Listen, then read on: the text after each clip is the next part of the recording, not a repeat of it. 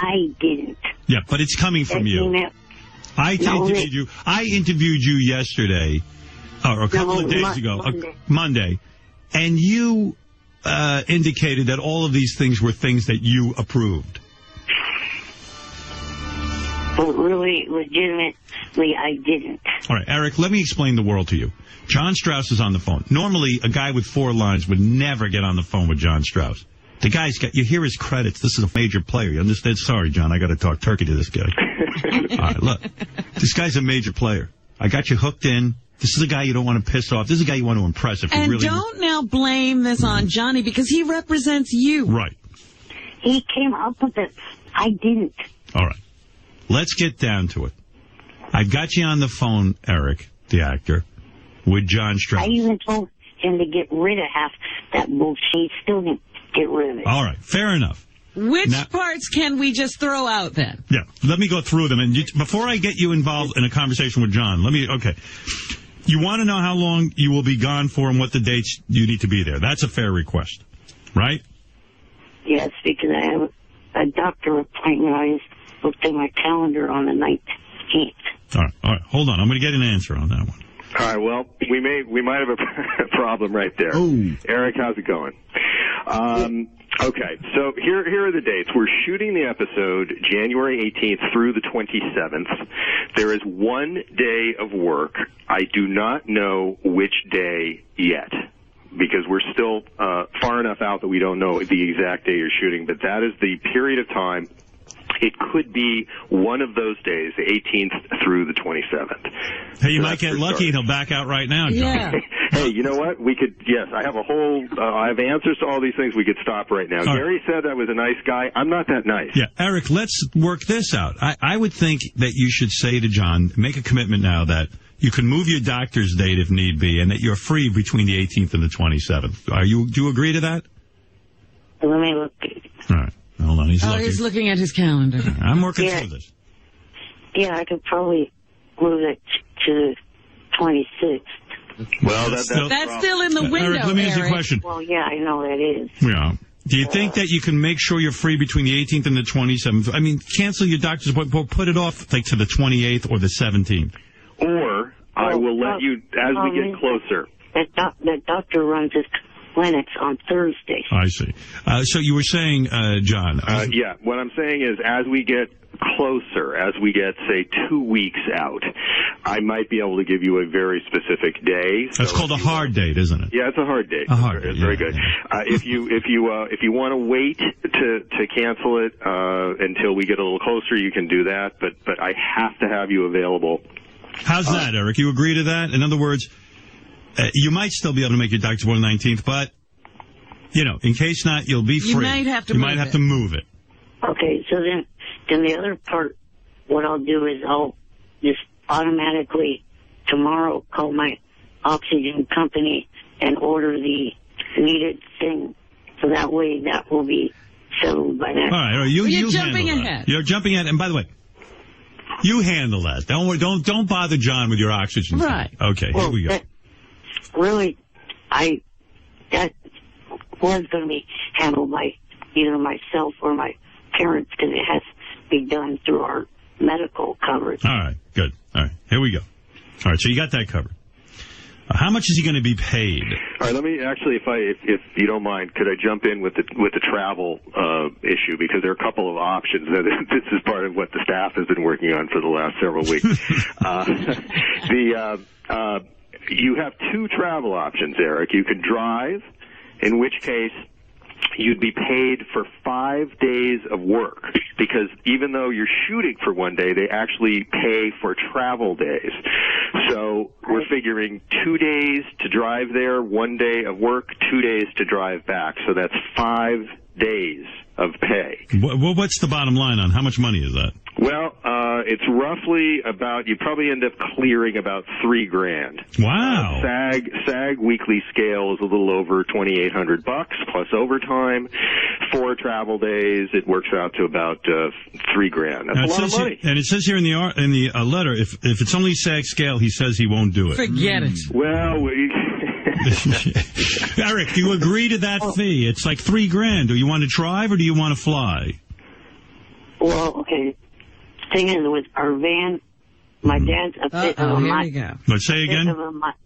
My dad's a bit of a mileage Nazi with this van. Mm-hmm. Okay, so driving would be okay, but have to kind of avoid somehow using the vehicle that we've got. Could you rent a vehicle? That could be an option. All right, well, that's an additional expense that I'll have to. That'll be another 3 days of work for us figuring that out. But the now, have you ever gone through anything like this for a guy for a 4-line shoot? I hope I never have to do this again as long as I live. This is crazy. The other option, by the way, Eric, would be flying, and that's 3 days total. So 1 day travel, 1 day shooting. How about that, Eric? Why not fly there? Well, what is the bottom line? Okay. Eric really wants to know. Oh yeah. What? So how much money would you that's get? 3 days of work. So, you got to figure it's going to be, I don't know, $2,000, something like that total. The flight options, by the way, there is no direct flight from Sacramento to Albuquerque. They do have flights that stop without having to deboard, and you'd fly through L.A., Las Vegas, Phoenix, San Diego, or Denver. Well, what else has he got to do? Might be on a bus. All right. What do you say, Eric? You want to fly or you want to drive? Now, flying would be good. Mm-hmm. The only thing is, this is airline rules, not mine. Airlines like to have 30 days advance notice if a passenger is traveling with oxygen. So okay. I think you're driving. You know what? So give him 30 days notice. Oh, I see. Because you don't know what day. He doesn't know what day. Yeah. You just drive. How's that? Okay. All right. Okay. Now, next, Eric wants to know, will he receive residuals for multiple airings of this episode? Not up to us. That's a SAG issue, Screen Actors Guild. You, of course, will get residuals. The formula is simply that you get about the same amount of money. You get a little over $2,800 for the first rerun, and after that, the payment varies from 50% to 25% up to that scale. So the answer is yes. You do get residuals. It's not negotiable. It's not up to us. Right. Does that satisfy you, Eric? Yes, and the reason why I asked, I'm a viewer of the USA Network, and I noticed that their shows air, like, originally, and then after, like, Monday Night Raw or... All right, okay, so, all right, very good. Okay, so you got your answer. Eric, are you in SAG?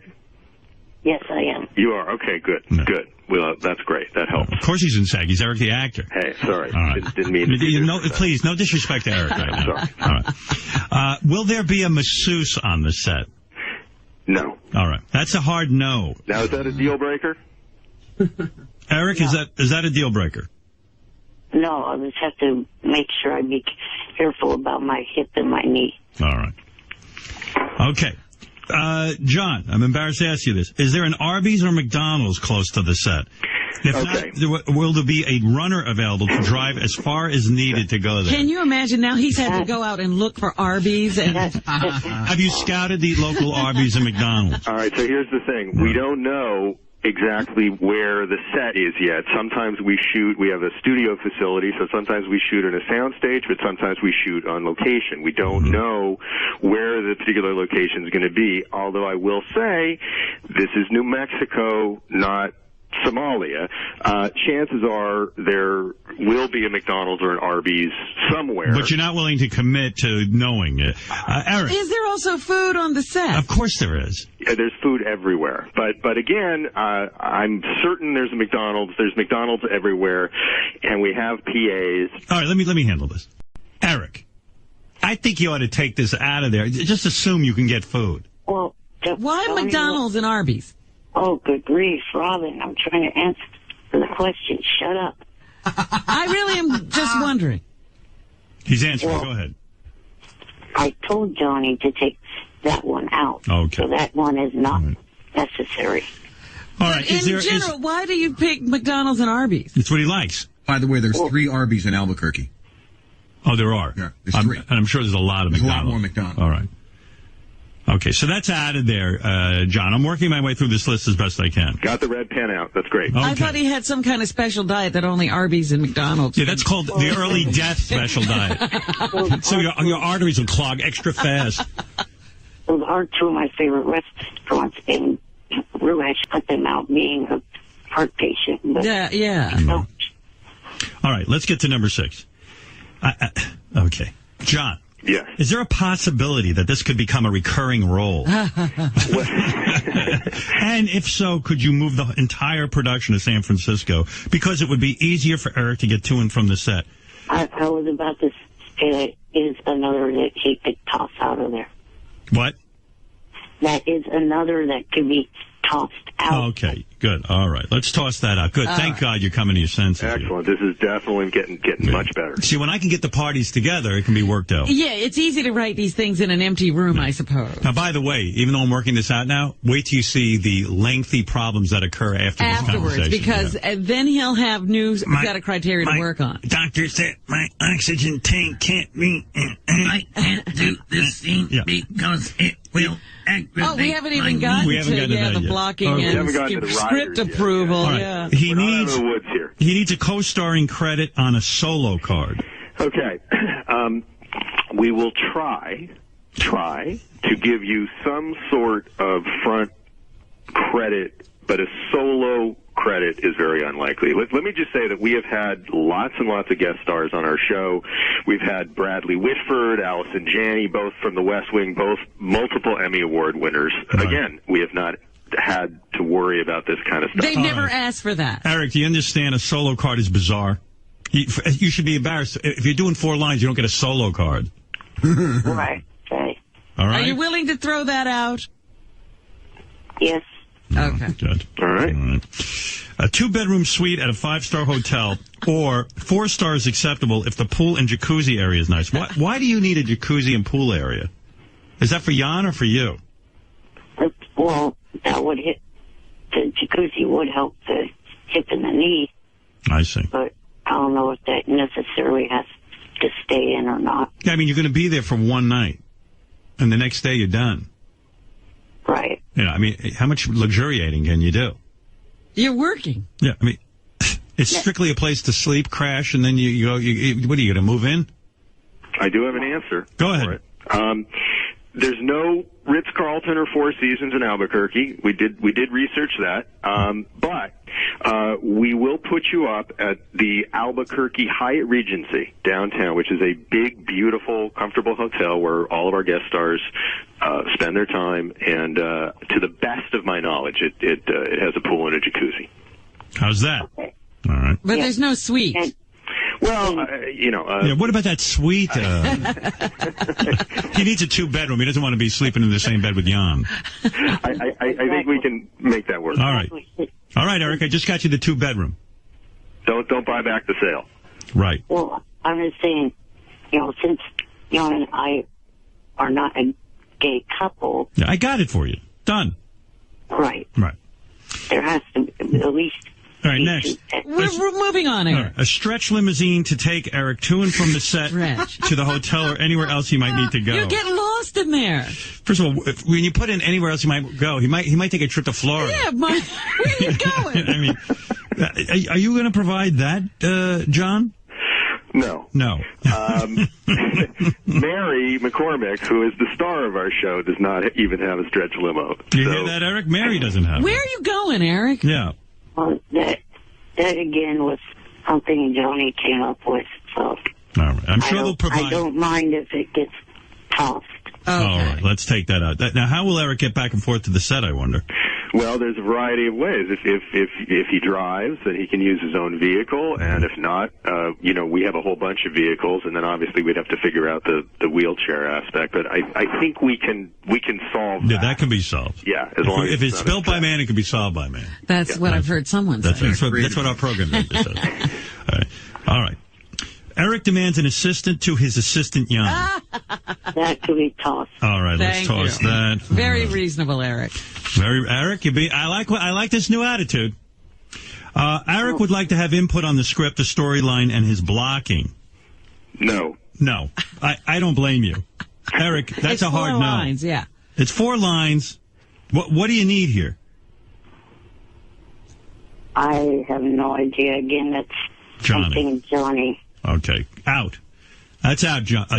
Excellent. All right. Number 6, 4 20-ounce Pepsi-Colas a day. Oh. Now, yes. That's a yes? Yes. Okay. We can work that out. You should say no just for his health.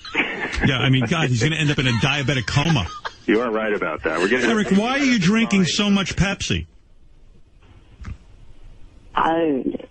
For energy, I guess. Mm-hmm. Oh, my. You know, that much soft drink, no matter what it is terrible for you.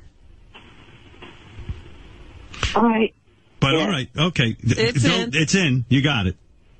Okay. Now, this one disturbs me a little bit. Absolutely no last-minute script changes with 3 exclamation marks. That must be important to you. Every actor, you know... That's part of the process. Yeah. Even when I did my movie, sometimes we would say, we changed dialogue. Oh, yeah. I mean, that was more Johnny, but the reason why it did come up was because of the fact that when I did Fringe, they sprung the whole final scene on me after I had gotten there. I see. All right, well, I can tell you that we won't do that. I can also tell you that in drama, it is less likely that we will be changing the lines. In comedy, it is much more common that you'll change a line on the set if it's not working, if it's not funny enough. In drama, we're not going to be changing a whole lot. And you're not going to spring at the last minute his head blowing up? We're not going to do explosions. All right. Nothing, no explosions like that. All right, okay. All right, so Eric, you satisfied with that? Yes. All right. It also says he understands that he does not want to be blown up, mutilated, or murdered in any fashion. Will that happen, John? Currently not part of the storyline. Okay, good. All right. Now, this one's tough. Eric does not want any contact with some of the dangerous wildlife that inhabit that region, including black bears, mountain lions, coyotes, bobcats, spiders, werewolves, or any venomous snakes. Let me alter that. Okay. One. You want to take out werewolves? Johnny actually said he Wikipedia that there actually are legitimately werewolves in Albuquerque. What? What? All right, listen to me, Eric. I can't... Wikipedia it. But, stop it. Eric, it's a 4-line part. Listen to me. I can't imagine that they're putting their stars in danger with werewolves and coyotes. I mean, Mary has, 3 children. Right, 4. And she sometimes brings them I'm one to of her the children. set. She has her 3 kids and me. No, seriously. as I said, I was going to alter that one because really I don't have any fear of anything with fur, tails, and paws. Why would you believe Wikipedia that there's werewolves? You know there's no such thing as werewolves. In New Mexico. Johnny said it was a real creature that lived in Albuquerque, New Mexico. Johnny said there's real werewolves in New Mexico, and you believe them. Wikipedia did. I mean... All right. Eric, really? All right, I'm taking that out of the contract, Eric. They can't protect you from werewolves. Eric, you know there are no werewolves. Do you think there are vampires? I don't know if there are or not. Oh, right. dear. All right, well, it's true. He hasn't been many places. That's true. Well, actually, in Albany, there's a vampire. You never heard of the Albany vampire? That's right. Have there been any recent werewolf deaths reported in Albuquerque, John? Not to my knowledge. Very difficult, though, to put all this in writing since they don't exist. But if you could put some language in there that says that you can assure us there will be no werewolf attacks and that Eric won't be bitten and turned into a werewolf. I don't know that I can put that in writing. All right. Again, if we've gone all this way and this is a deal breaker, I need to know. No, I don't think it is. Well, right, now Eric? that I'm thinking about it, though, right. a werewolf bite might be good for Eric. He'd get in the movies. He could be in that movie with that stupid Twilight movie. There you go. All right. Now, Fred, just real quick, you researched the Arby thing. Why aren't you researching to see if Johnny was right? Because I know there are Arby's and I know there's McDonald's. I know there's no werewolves. yeah, I can assure you 100% there are no werewolves in Albuquerque. There might be coyotes there, Right. but they're not going to come near you. Eric, you can't be for real. Werewolves are a made-up thing. They're part of literature. I didn't believe Johnny either, but he kept insisting that what he was reading was correct. All right. Well, sometimes think for yourself. Oh, boy. I look forward to... Let me just see if there's anything else on the table here. I think we're done. I'm looking forward to hearing your response and hope this will be a pleasurable experience for everyone. I can assure you it won't. Unfortunately, I'll probably be out of town during your filming days. Contact Johnny Jr. P.S. Could you please explain to Eric that New Mexico is a U.S. state and does not require a passport? Can you assure Eric he doesn't need a passport? No visa? I can assure you, yes. All right. That he will not need one. Now, we banged this out, but Gary, don't you feel like I do that this will still go horribly wrong? Yes. Yeah. And Why do you think that? Because we just know. Because Eric's all over the place. Like, he already said he didn't say things that he said 2 days ago, so things changed. But I think Eric acted very reasonable on this phone call. Right. I thought he's very professional. Yeah. So I'm hoping it'll go well. I think that you should put one thing in the contract, Howard, because we always get screwed out of this. You know that Eric has a no Howard TV thing. And I think that since you put this deal together, we should be allowed to cover able to at least get a little coverage, Eric. I mean, give me a bone. Look, he's even negotiating for you. Howard, since I don't have any problems or issues with Shuli, you send him. Shuli, and then what about Howard TV? Shuli will conduct the interview for Howard TV. Exactly. Right. All right. Okay. All right, that's fair. Now I'm satisfied. Hold on. He's about to now you. Go ahead. No. Now, let me just say, that last thing that Johnny put in there, that last line, that was a joke. I've gone with my parents from West Coast to East Coast and back, and I've been through New Mexico, so I know it's safe. Well, maybe you shouldn't joke on these things. You should tell your representative that. All right. John. Can I get back to running my show now? Yeah, get back to running your show. Eric says he's in. That, in fact, the biggest problem was... Now, what is happening now? Who's going to type this up so everybody knows what we're talking about? I'm not typing anything.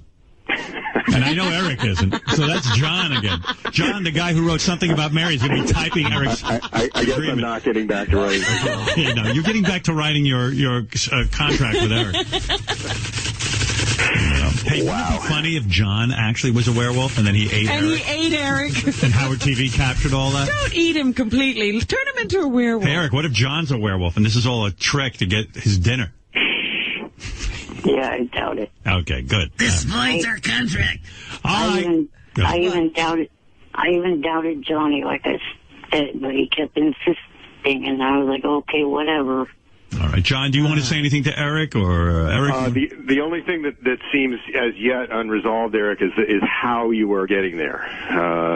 Right. Driving versus flying. So that we still have not resolved, and that feels like a potential powder keg. That one. No. Eric, do you pretty much have an idea of how you're going to do this?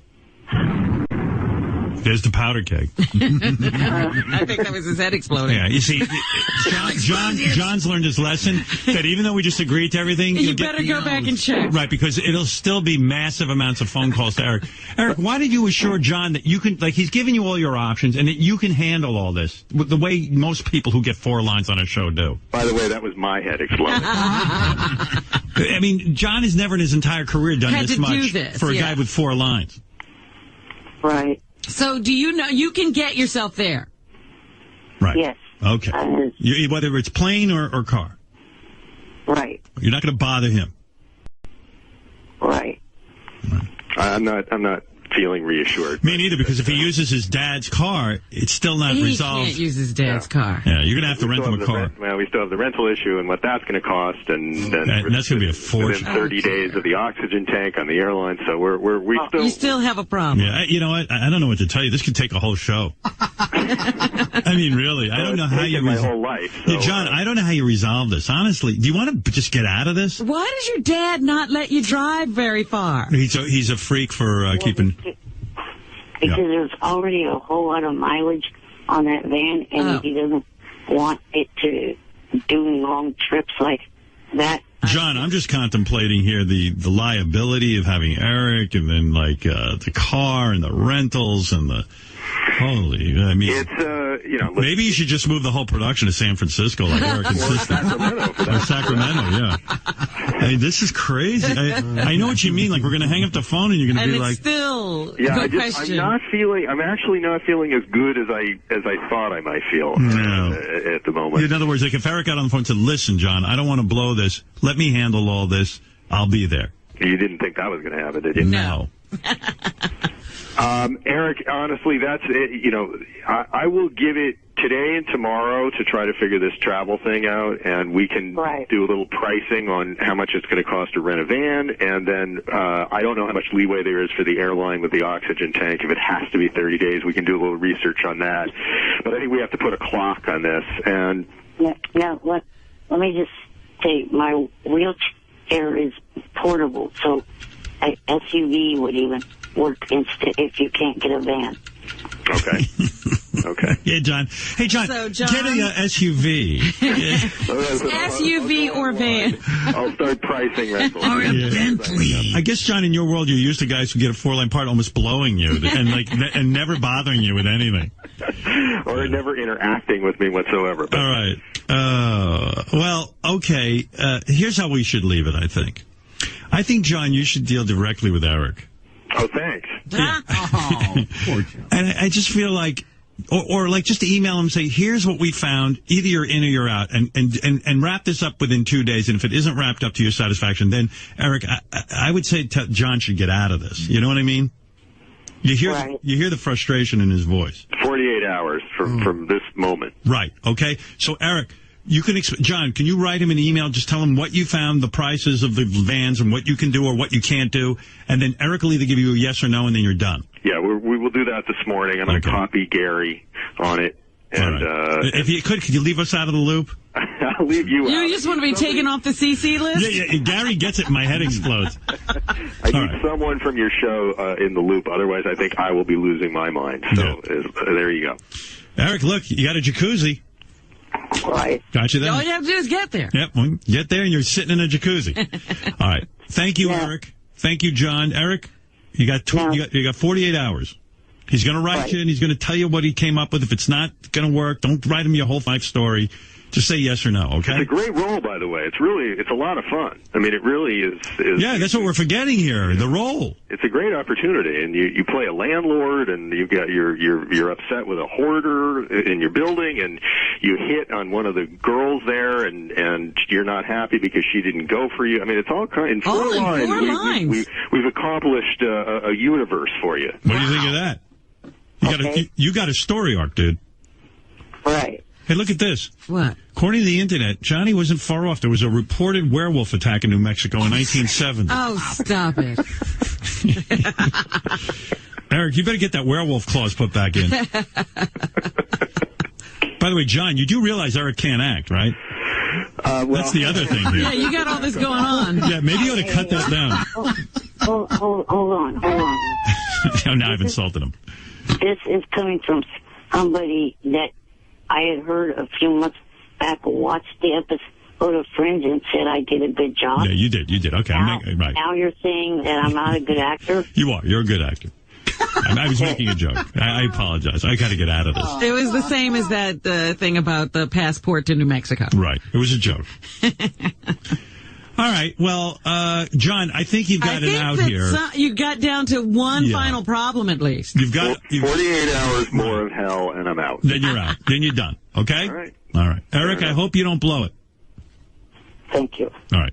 I'm glad we had this conversation. Thank you. Now you're his agent, Howard. You realize what you've done? Yeah, I know. No. Uh-oh. Because in my mind, Eric is a mini Clooney. There's a mini Clooney. Eric, I can't go? You mean there's something else? There's another rider. All right, go ahead. Get it off your chest.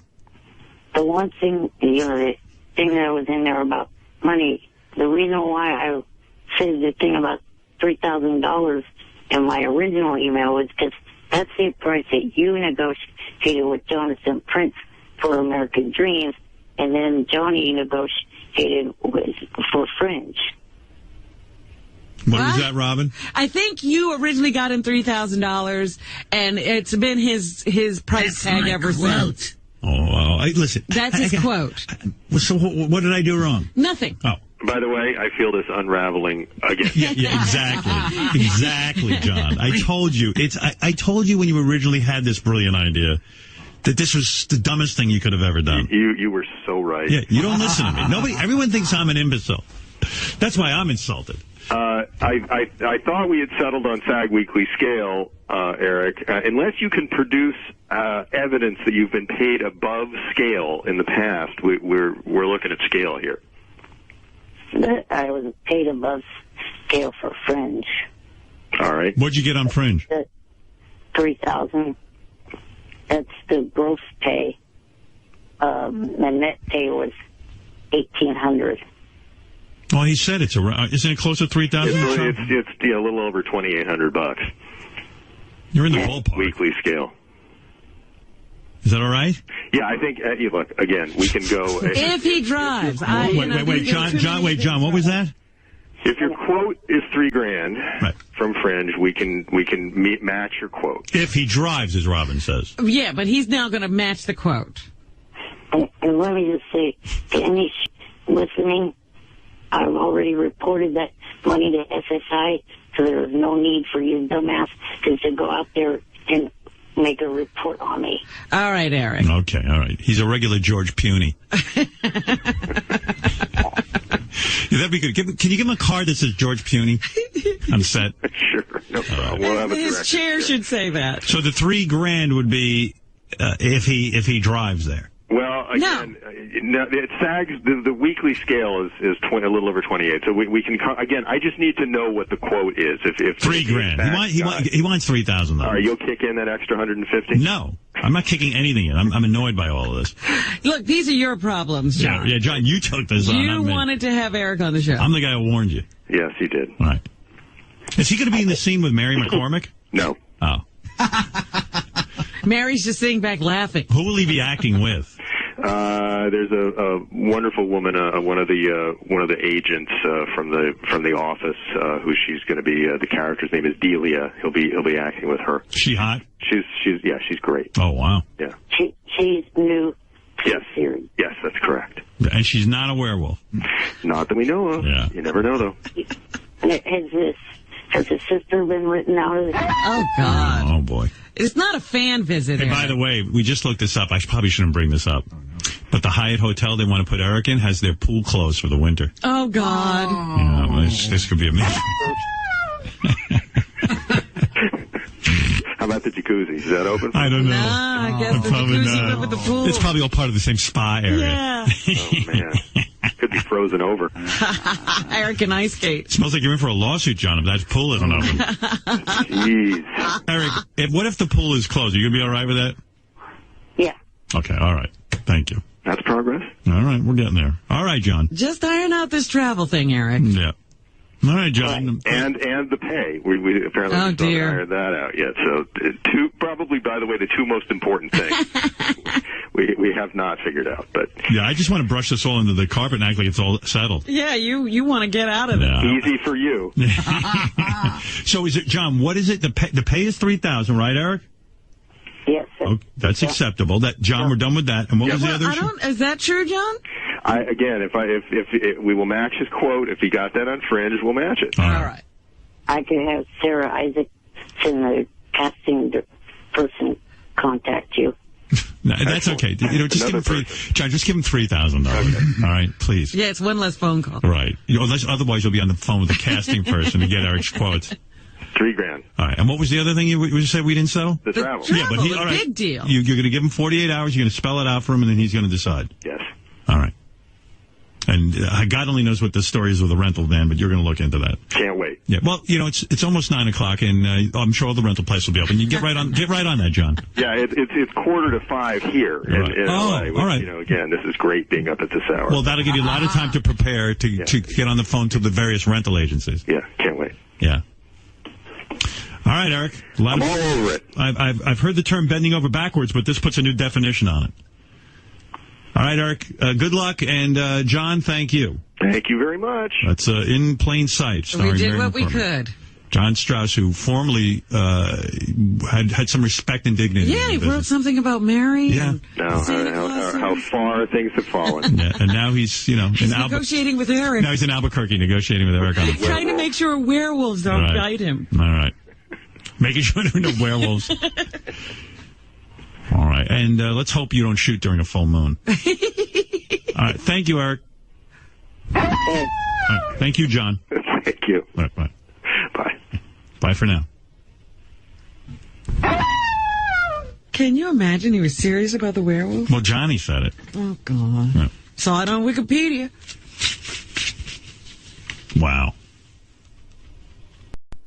Hey, just a follow-up real quick. Eric the Midget and Johnny Fratto claim they've worked everything out that Eric will be appearing on that Mary McCormick TV show. In plain sight. In plain sight. You know, I thought about this yesterday. I said, maybe it was not a good idea to put Eric's negotiations on the air. Why? Because he'll never get another job. Well, who knows? He's sitting there thinking Johnny should get him more jobs. He's impossible to work with. Well, he seems to have worked it out. Shut up, Robin. Oh, my goodness, Eric. You should listen back. He gave him the werewolf demand. Well, that was good. Yeah. I was glad you did that. I don't know how that happened, Howard. Somebody must have put that up on Wikipedia. You know, Johnny, I'm a little angry with you because I had to step in and perform your job. And now here you call in triumph. Right. Here, listen. And Eric knows this. I twisted my ankle trying to teach my 9-year-old how to ride a BMX bike. Right. And he said, well, show me how to do the jump.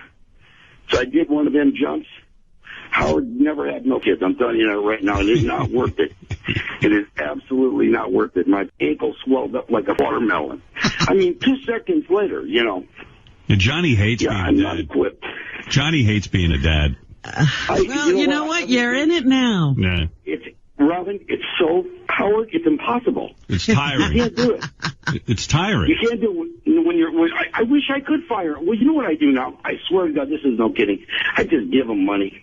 Right. I'm giving in. They can have whatever they want. They leave me alone. And let them watch TV and just, you know. Oh, whatever pops in, go ahead. Whatever they want to do. Movies, video games. You don't even know what they're doing. I mean, Johnny's like... well, what are you going to do when they get older and they're unhealthy? I said, when they're older and unhealthy, I'll be anyway, so it don't matter. Well, Johnny was like in my situation, you know. He already married a young woman. He had older kids. Grown kids, and then like he married a younger woman, and she of course wanted to have children. He got, you want to do the right thing, and you want to.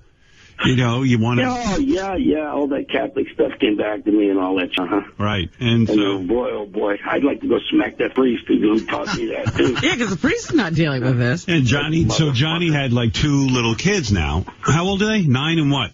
They're 9 and 3. They're 3. Oh, I mean, now the 9-year-old.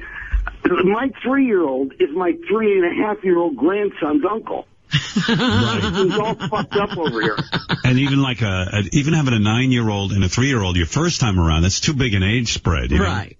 Oh my God. So he's like starting all over again, and then starting all over again, and then starting all over again, and he's my daughter, age. My daughter wants to get I have to give attention to the grandkids. Right. So she doesn't want to see no partial attention to the kids over the grade. It's real tough. Yeah, I mean, and he's my age. What are you, 57? Yeah. Yeah, and it's like, dude, when you're that age, you're just so grumpy. And well, like, Johnny tired. sounds like he's 90 at this point. Well, he's worn out. Listen to me. You know what? A year ago, I was okay because I was running pretty good. Right. Before this baby started walking. And now it's like I could get a show in Vegas just diving for things. Right. Just to catch him. I catch him before he hits the side of the table. I catch him before he hits the ground. I catch him before he falls down the stairs. Yeah, that's the other thing. You got to worry about that. Why don't you get a job, Johnny? That is Johnny. I really should, you know. Yeah, you need to get a job. Get out of the house. Get out of the house. But you know what it is when when my kids were little, you used to just kind of walk over them and just sit there and worry the whole time because they always look like they're going to die.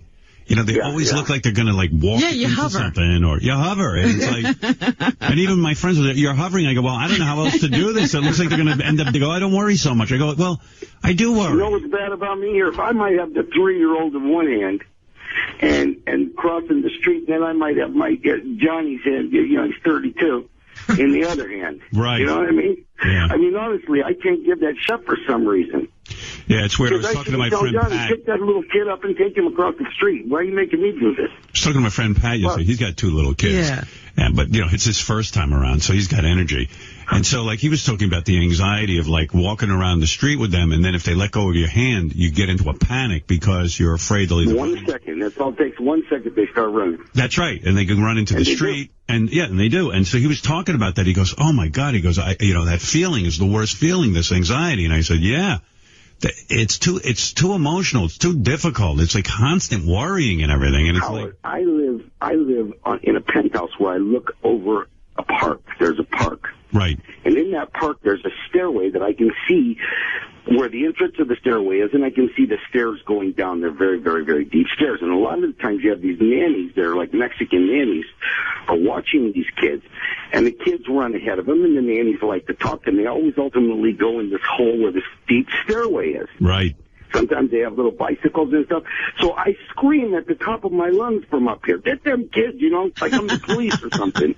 And the nannies go running and they get the police. No, I made a thing. I had to write a letter to the building that they better put a gate there. It ain't my building, you know what I mean? Well, it's but true. I can't watch it. Yeah, I see that too in the park. I see a lot of black women are in charge of watching these white babies. Yes. And a lot of times they're very, very immersed in conversation. All the nannies will. Right, they're visiting. They're visiting and talking, and I see these kids, they're like kind of like just either they're running ahead and doing weird things so no one's watching them. And I feel like going over and going, hey, that kid's doing weird shit. Right. But I don't have to worry about that. That's not me. You're doing it. I'm actually doing it. I'm actually walking up to nannies and saying, watch that kid. Right, well. Well, yeah, because you're in training. Yeah. Oh, my God. I know, man. I don't know how you're doing it. And then Eric calls and says he needs something. Yeah, of course. Johnny, why don't you get me more work? It's like, I don't have time for you. He was mad at me for falling asleep the last time we called in. He was very, very upset with me. Well, I don't blame you. And I told him, well, excuse me, I just got done playing basketball for 9 hours. Yeah, right. You're entertaining and then I went to wash my hair, and guess what? I couldn't touch my hands to my head. See, my hands would not touch my head. My dad. I got my arms so sore. My dad just functioned where he didn't really pay attention to me. Like, he had things to do. And your generation blew it. You all had to get involved. I know. And it's like, I was like, well, gee, I'm not going to be that kind of father. I'm going to be the kind of father that gets involved. And you never saw Dad holding a baby. No, my father never held me. He still hasn't. I've still never changed a diaper, though, Rob. Well, good for you. You're holding out for something. I changed diapers. I did get that. It wasn't any big deal changing diapers. Guys will freak out. To me, it was no big deal. It's my kid. I'm just saying that your dad didn't probably change your diaper. No, I change it. My father. His attitude was, yeah, your mother can have as many children as she wants. As long as she doesn't bother me with it. I told her, you'll raise the children and I'll go to work. So essentially, you're your mother's children. Yeah, exactly. My father never interfered in a sense that he should have. Like sometimes my mother and I were up to shenanigans. He should have just said, hey, son, let's go out and play ball or something. Yeah, did they ever discuss? No, they discussed nothing. Oh. They had no philosophy. I never had to play ball with them other three kids, not at all. Right. And I keep trying to tell her, she's saying they'll hold this against you. I said, let me tell you something about them kids. All you got to do, it isn't that long. You wait them out until they're 16. You get them a car. They're fine. Right. They're fine. They'll forgive you anything as long as you get them a car. You see, but Johnny plays tough guy and everything. But look at him. Look at him. He's running around after a 3-year-old. He's like super nanny. Yeah. Yeah. So you know what, Howard? I might be a good candidate for that show. Because I almost got it down to a science to where I could look at that little one. Emma knows when I'm mad. I didn't have to say anything. Well, what about your wife? What is she doing? Yeah, it looks like she's not even in the scene. Yeah, well, no, she's here, but you know what I mean? They run over her. Right. So she has no control of them. None. They have just absolutely zero respect for her. Do you ever find yourself fantasizing? You married a young wife and stuff. Are you like, you're like, hey, wouldn't it be nicer if she just like that's with you all the time and didn't even have any kids with you? Howard, I can guess all of the time. The problem is I'm too tired. Right. I swear to God. Saturday and Sunday, man, I got 4 basketball games on Saturday and Sunday. There's 4 games on Saturday, 4 games on Sunday. Wow. You know what? At 57, he's just worn out. He's worn out. I'm worn out. I'm done. I'm absolutely my finger, the tip of my finger hurts. Everything hurts. I got my ankle was so swollen up when I did the BMX bike because she's saying teach him how to do it. You can't sit down on one of them bikes. Nobody told me that. Is your wife still hot and everything, or did she let herself go? Oh no, she looks great. Yeah, no, she's very hot, very hot. Yeah. Right, like she got herself in shape after these kids and everything, right? Oh yeah. And if only you could get her. Yeah, right. Yeah, really. Huh? When's the last time you had with your young, hot wife? Oh, fuck, man. It's been weeks. Wow. Boy, oh boy, weeks. Yeah, I got this thing. My foot's been bandaged for almost 2 weeks. That's how I ended up sleeping through the show that Eric got mad at me for. Yeah, but Eric, you understand? Johnny's up to his ass in family. You're like a burden and another child to him. Eric told me. Eric told me point blank. I spend too much time with my kids. I'm not getting him enough time. Wow. Did you say that, Eric? He told me that point blank. I don't recall saying that. Of course you don't. He's still a gangster. That's like something my dad would say. I don't recall. Right before, did your dad end up in prison? How did he end up? Yeah. That's it. Right before he went to prison, he went, I don't recall. I don't recall, Your Honor. Yeah. Oh, man. Yeah. Do you have any idea? How many people do you think your father killed? I mean, he didn't claim to kill anybody. Right. If I read the newspapers properly, there were about 9. Wow. And he probably ordered a lot of hits. Yeah, those are only the 9 they knew about. Right. Yeah. Well, I know that, because he came up with Al Capone and he came up during all that Murder Incorporated, kind of like what you see. My dad would have, in other words, if they would have named every name in, Boardwalk Empire, my dad would have definitely been one of those names because he was one of the guys that if you wanted to get into Lexington Hotel to see Al Capone, he was one of the first people you had to talk to get up those stairs. Wow. Was Al Capone as big a dummy as they make him out in Boardwalk Empire? My dad said he was an absolute brilliant genius. Really? He said he was a brilliant genius. Wow. Because they make Al Capone seem like an idiot. Like in a Boardwalk goofball. Empire. Yeah. Well, I think that any time that they do Italians, they make all of us goofballs.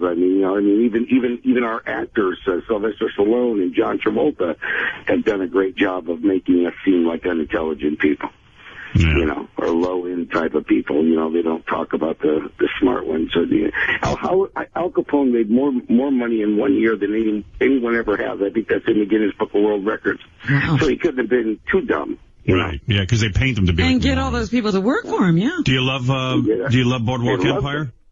I love Boardwalk Empire. I think they did a great job. I'm almost afraid to say something. Why? Now Ralph will come back and say it's a terrible show. No, he loves it too. No, I love that show. That was one incredible finale. How old were you when you realized what your dad did for a living?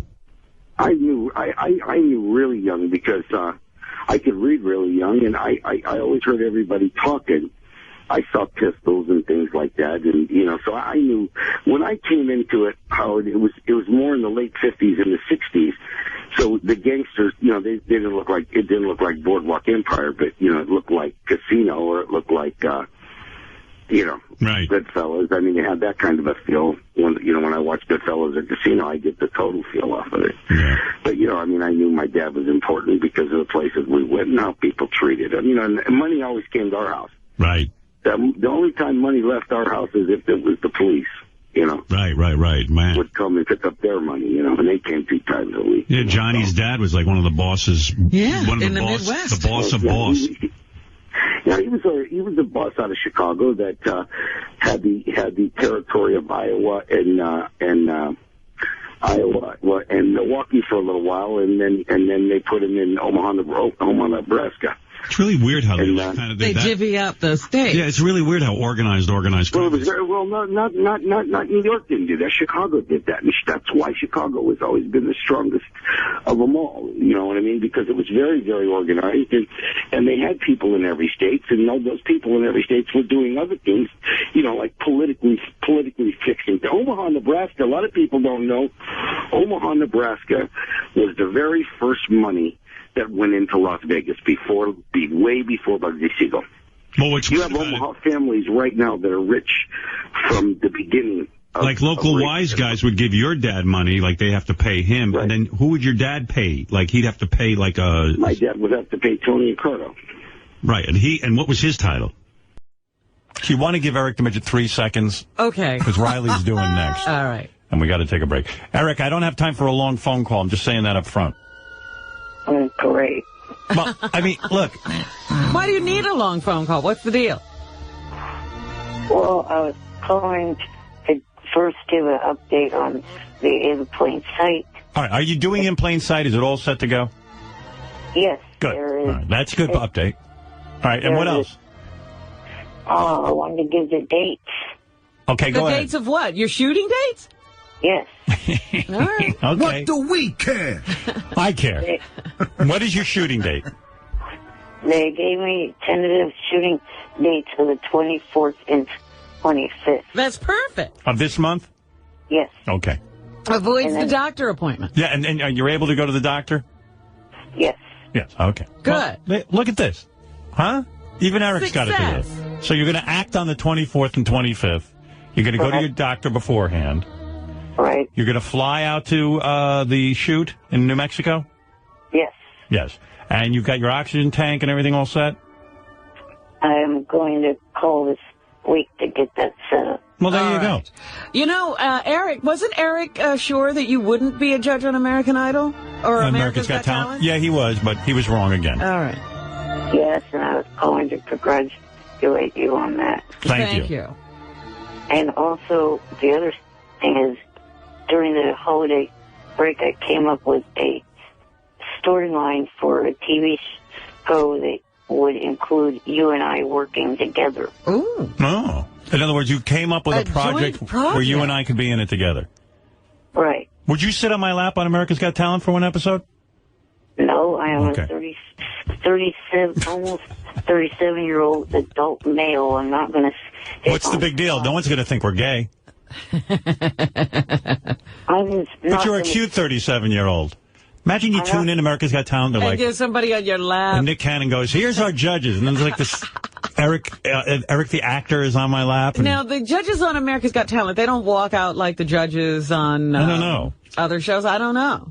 You're not just sitting there, because you'd have to carry Eric. I just think America would love it and be like, hey, who is that, Schmeagol from Lord of the Rings? No, it's Eric. All right, I just wanted to know if you would be willing to do it. You said no, and I accepted. Right. By the way, on America's Got Talent, I wouldn't even do that. Although, if Eric was on my lap, he could hit that button for me. Yeah, when he's people your suck. buzzer hitter. Yeah. Do you want to know what show I thought of having the two of us be on? What show? Persons of Interest. All right. Hey, Eric, I got to go because Riley's here and also his wife. Yeah, we're meeting Riley's wife. Who I understand is quite beautiful. I think we met her before. I think we've seen her before. Yeah. Like, a lot of people think Riley can't score with hot chicks. Oh, no. He's in touch with aliens. Yeah. Chicks dig aliens. Hey, if I was a hot chick, I'd want to be hooked up with a guy who sees aliens. Yeah, a guy who has an intergalactic connection. Hey, Eric, if I bring back, I actually am thinking of acquiring the rights to Ironside. You remember that show? No. Raymond Burr. He played a guy in a wheelchair. Because I'm trying to think how I could get a wheelchair into it. Would you be willing to play Ironside? He was a detective. Sure, I guess that would be a good one. See, I'm thinking we could shoot it for Howard TV if I get the rights. It's the same script, except But instead Eric of is the guy. Eric becomes Ironside, the wheelchair detective. Right. I'd watch that. Wouldn't you? I'd have to watch at least one episode. Just to check it out. Yeah. Right. I might get hooked. It's like me on America's Got Talent. You got to watch at least one episode to see what the hell I do. I know. I mean, everybody's going to be waiting for the first time you judge something. Right. They're just going to be sitting there waiting to hear what you have to say. I might just hit the buzzer on the first person just to get it out of the way.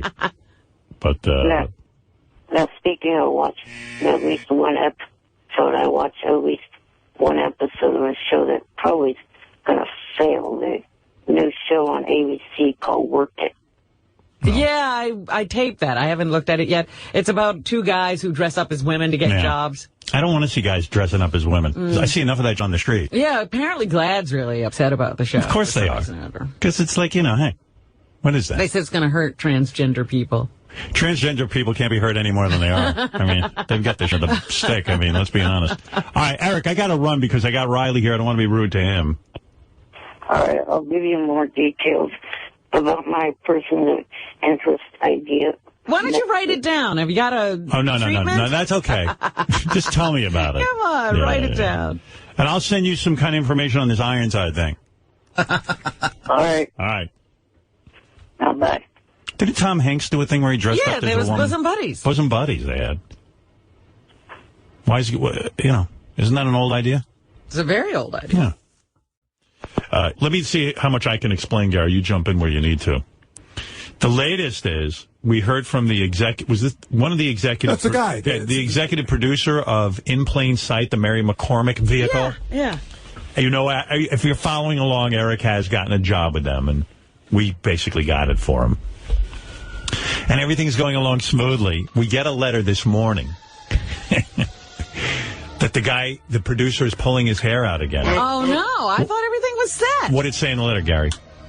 Eric needs to reschedule the dates. He's having trouble getting his oxygen, and he's only got 2 dates available, which happen to be the last 2 days of their shooting, which I can read between the lines. A producer, when you're dealing with a question mark like Eric, the last thing you want to do is go down to the last 2 days because you don't know what's going to happen. If I was that producer, I would bail on the Eric the Midget concept. We've been telling him to bail all along. Unless on those 2 days he's got a complete backup plan. I would bail. I mean, you could just see this is a very, very difficult... What does he mean? He's like he mean they booked him? He had his dates. He seemed very happy and satisfied with everything. It wasn't explained in the email, just that he goes, Gary, I want you to see what I got from one of my showrunners. Yeah. And that's exactly what I said is what it said. It said that Eric contacted them. He's not available on the dates he said he was going to be available. He's only available because of his this oxygen supply delivery. God. Oh, my God. Now, first of all, oxygen, it's free. It can't be that constant. But everybody's got it. It's not like a hard thing to get a hold of. I'm going to guess that Eric's going to tell you that because of whatever assistance he's on, he has to go through a certain company and has to be paid a certain way. Oh, my God. And then you got insulted because Eric sent you a letter. I'm done with him, and I'm not fucking around at all. Really? I'm really done with this little shit. So, by the way, just to finish this, Eric's had 3 months to get oxygen. Yeah, I mean, yeah. Okay, go ahead. And I really mean this, Robin. Okay. Look at no good deed goes unpunished with this guy. He really is a miserable little... So I get an email from the owner of the Viper Club in L.A. saying, hey, when Eric comes to L.A. to shoot his show, I'd love to hire him for a gig. Okay. So my job is I forward it to Eric. Right. He sends me back the nastiest note that says, I always knew you didn't listen. Howard said you were a moron. Now it's apparent.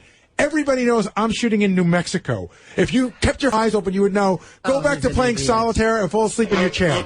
I'm like, first of all, I don't know for his driving. Maybe he wants to drive through L.A. and do the gig. Maybe next time he's in L.A. So you know what? You just forwarded him the letter. Right. It's none of your business what else he's doing. And so with his thinking, right, when the guy from In Plain Sight called me, I should have said, Eric lives in Sacramento. He can't make that trip. And then just thrown it away. Right. Everyone knows I'm in Sacramento. That's right. His handicap is that he's a little prick. So you're not talking to him anymore? If he's on the air right now, I'll talk to him. But anybody who sends me... He's not on. Anybody who sends me anything for him, I will decide what to do with it. Right. Which means I'll throw it in the garbage. Right. Hope he never gets another gig. I mean, I was being nice. Yeah. He's funny. He never ceases to be funny. Angry about it. Angry. He finally got an acting job on a major show. And now he's going to get up because he can't get his oxygen tank, which he's had 3 months to get. Yeah, the whole time we've been talking, he could have been ordering oxygen. I know he has a tough life, but he really is a professional victim. Right. It's not my fault that I can't do this and I can't do that, I can't do this. And everybody should understand all of my problems. He really is a can't do kind of guy. Right. I can't do. Eric the loudmouth midget. We got to get him on the air. You don't have a number on him, do you? I think we do. Let's ask him what's going on. Come on, I'm curious. Real quick, Robin, then we'll get right to it. Okay. I mean, you're curious, right? I love Eric's saga. Yeah. Eric the obnoxious midget. What does he need an oxygen tank for anyway? What is he, part fish? I think it's a just-in-case kind of thing, because he's going on a plane or something. And he couldn't get that together for 3 months. Well, you know what? He went back and forth about how long it takes to get it, and then Johnny was saying it didn't take that long. But Johnny also said there were werewolves. In New Mexico. In New Mexico. If Gary can get him on fast. You want to take a break? Hey, I'll do a live commercial. Yeah, do a live one. While I'm waiting for Eric. Might as well knock something out while we're doing it. It's the new year, time to make resolutions that will help improve your life, your business, the whole deal. There's an easy way you can start saving time and money in a matter of minutes. Use Stamps.com. With Stamps.com, you can buy and print official U.S. postage using your own computer and printer. You'll never waste time going to the post office again or waste money leasing a postage meter. It's so easy to get started. You can print postage for any letter or package the instant you need it, and the mailman will pick it up. Right now, they have a special offer. If you use offer code 100, of course. A no-risk trial plus a $110 bonus offer, including a digital scale, and $55 in free postage. Don't wait. Go to Stamps.com before you do anything else. Click on the radio microphone at the top of the homepage and type in 100. That's Stamps.com, enter 100. Any word from Eric? Yeah. You got a couple of commercials? Yeah, let's do one. All right, do it. What happened? No Eric? Just a voicemail. But he may call back before. You know how he is. He'll call back when it's most inconvenient. Right. Yeah, he'll call back and I'll be in the middle of something. Yeah, we'll be signing off. He'll want to do another half hour. And then he'll be mad, by the way, that we called him. Right. He called us back and you ignored him. Yeah, not understanding. So you know what? If he calls back, just say forget it. No. Really? You want to talk to him? Yeah. All right. Yeah. All right. If he calls back, what? We have him. Oh, you have him. Okay. Put him up now. This will be good. Let's first ask him about the oxygen tank, and then you can talk about your letter. I'm so excited. It's so funny because I read the email to Mary and I said, it's my day off. Why am I so mad? But I was so mad. I wanted to fly out there and kill him. Eric, the pathetic, chicken and lame ass, loud mouth, defensive, stupid, annoying, screwed up, retarded, game jackass. Where is he? I don't see him. 19. 19? Okay. Hey, Eric. Good morning. Morning. Hey, Eric, I'm curious because there's a couple of things going on. We got a letter from the guy from In Plain Sight.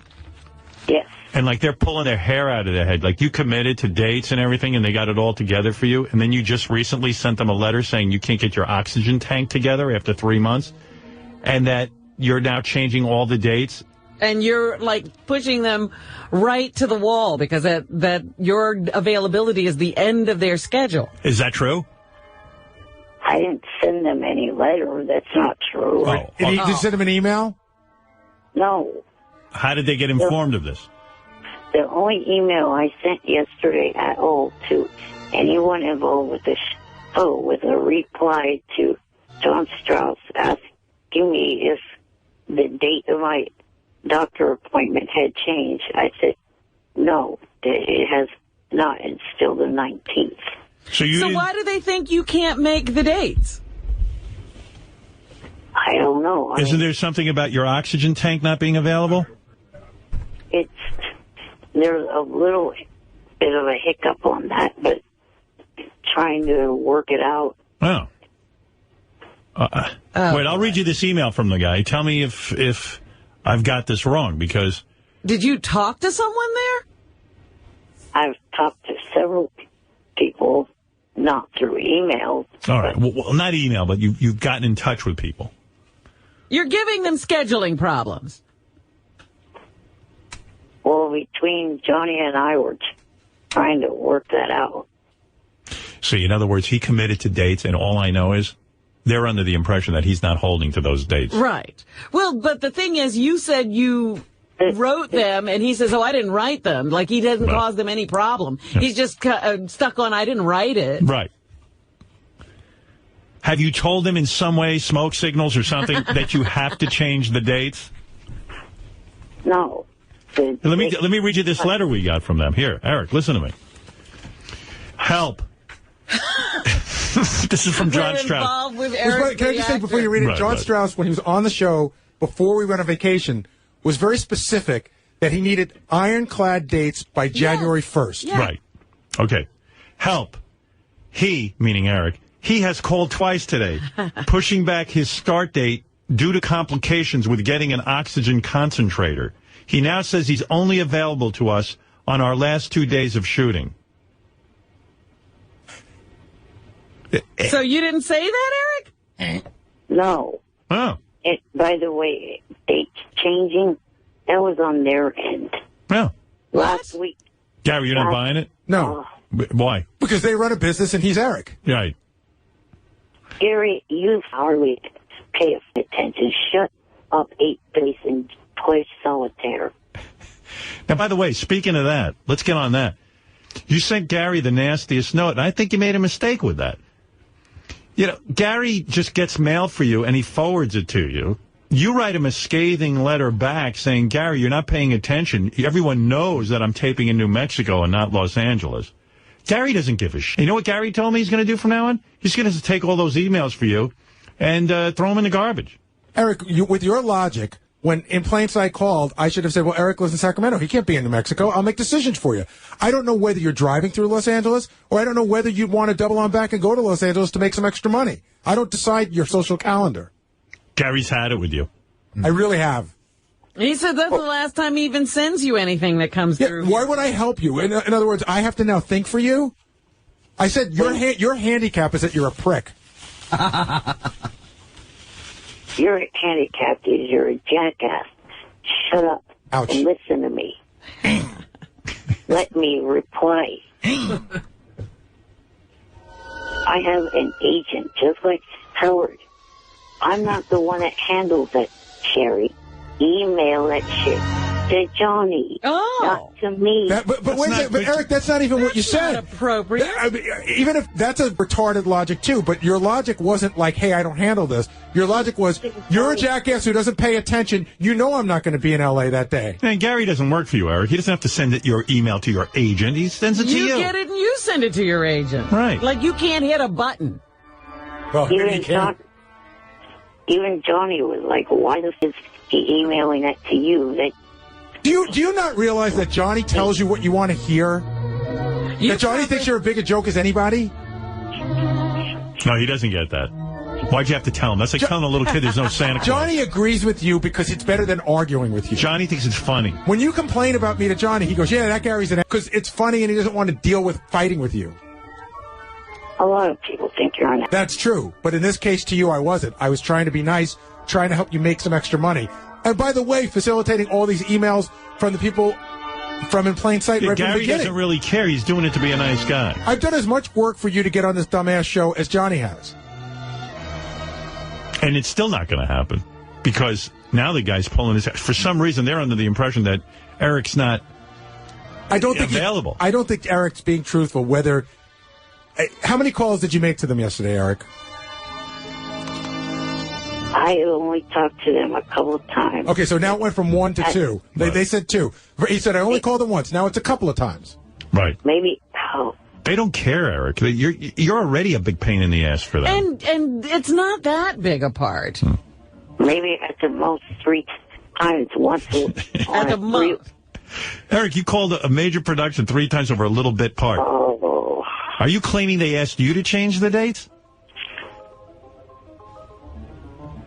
Last week, the email said tentatively the 24th and the 25th. Wow, what a pain in the ass. Shut up and let me finish my sentence. You are so ungrateful. You're just really the most ungrateful little share is. They should get Marty the Midget. Yeah, he can act. And he's a nice guy. And you know what? He can get there on his own and he shows up when you tell him. I'm trying to get Eric work, but it's not working. It's very difficult. It's making me look bad. I can't imagine what those In Plain Sight people think of me. I'm telling you, you're going to lose this role to Marty the Midget. And Marty can breathe. I'm not going to lose this role to anyone. But All let right. me finish. It's true. Who could be him? There's only one of him. But, Eric, you've got to show up on the days you promised to show up. I am trying to explain that, but you are still it's in taking love. too long. You're in love with your own voice, and you're not letting me speak. All right, go ahead. Explain to me. Are you working on the days they asked you to work that you agreed to on the air? Simple yes or no. The last person I talked to yesterday with Johnny on a 3-way call was the guy said that be there on leave on the 23rd, tape on the 24th, possibly either leave on the 24th because they condensed it down to 1 day of shooting. Okay. And that was them changing, not me changing. Okay. So you're in. And leave either that day or stay that extra night and leave the next day. Okay. And there's no problem with your oxygen tank? I'm working on that. There's a hiccup. You said there was a hiccup. So what's a hiccup, Eric? The concentrator possibly will be here the morning of the 23rd. Why not get it there earlier? Because can't. It's a 2-week process. Oh, boy. If I'm in plain sight, I'm yelling. So long. But here's the thing. If I'm in plain sight, I'm out of this. The other thing is Weren't we with Eric talking about this before the end of the year. Yeah. And the thing with Eric that I never understand is I'm telling you, he's cutting that I don't know what a concentrator is, but he's cutting it close. It's a 2-week process for him. Right. I don't know that it's a 2-week process. Right. But he still had plenty of time to already have it. It's a 2-week order process. So why did you order? Okay, we had you on December. We had you on December 14th. Why didn't you order it then? Because you could only rent it for a week at a time. Right, but you knew the week you needed. Not until this week. I don't buy it. So Wow, when I last spoke. If I'm in plain sight, I'm getting out of this. Liza Minnelli is easier to deal with than Eric. And she has more lines. Gary's actually right about this because when John Strauss was on, he gave the week. He said it would be 2 days within this week, right? The week of the 17th. And so he could have ordered. So he of course he could have ordered. Yeah. Thank you. He said the 18th to the 27th. That's more than a week. I don't know, man. If I'm the producer, So you order it for 2 weeks. Right. If I'm the producer of In Plain Sight, Eric, I'm out of this. No offense. Go back and listen to that conversation. All right. Well, listen. Do you not think that? Can I ask you a question? Do you think you're easy or difficult to work with? I don't think I'm difficult to work with. You ought to go back and listen to these tapes. They got 3 calls from you yesterday. And by the way, there's got to be 30 people in the cast. Yeah, there's plenty of guest stars every week. That Mary McCormick's the star of the show. She doesn't even carry on like this. She should be like, I can't get my concentrator. But believe me, the moving parts, the people who come in and out, Eric's the most difficult. Meanwhile, we've totally forgotten about the fact that he's afraid of werewolves, and there are werewolves in New Mexico. And is that all worked out? I wonder if it's a full moon during the time that Eric's there. Did they ever satisfy you that they have to keep all bears and werewolves away from you? Has anyone told you you believe? All right, well, you're the one who said it. I'm going to leave, Eric, but I'm going to leave with this. In a business where people are used to dealing with the most difficult of the difficult, you have been deemed difficult. Mary McCormick had twins, and she was on the set the next day.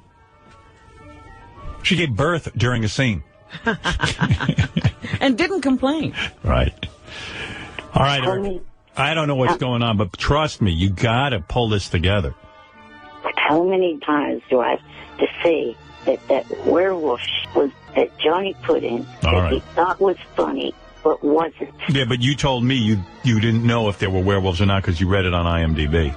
No, he read it on I didn't say Wikipedia. I read Wikipedia, right. Idiot. Okay. I didn't say I read it. I said Johnny read it. Yeah, and you... But you believed it. You were asking for help. I'm just saying. All right. Thanks, Eric. Listen, I just wanted to know what was going on. Now I've got a pretty clear picture, and I wish you luck. I hope you're on the show. I'm looking forward to watching it. Right. Good luck. Thank you. All right. Take care, Eric. Later. Bye. Bye. It's Eric the... I'm a midget with demands and my IQ is very low. Because I believe that werewolves live in New Mexico. I'm afraid to film in Albuquerque because werewolves get me scared. And if I see one on the set, I'm gonna shit in my wheelchair. Werewolf in New Mexico.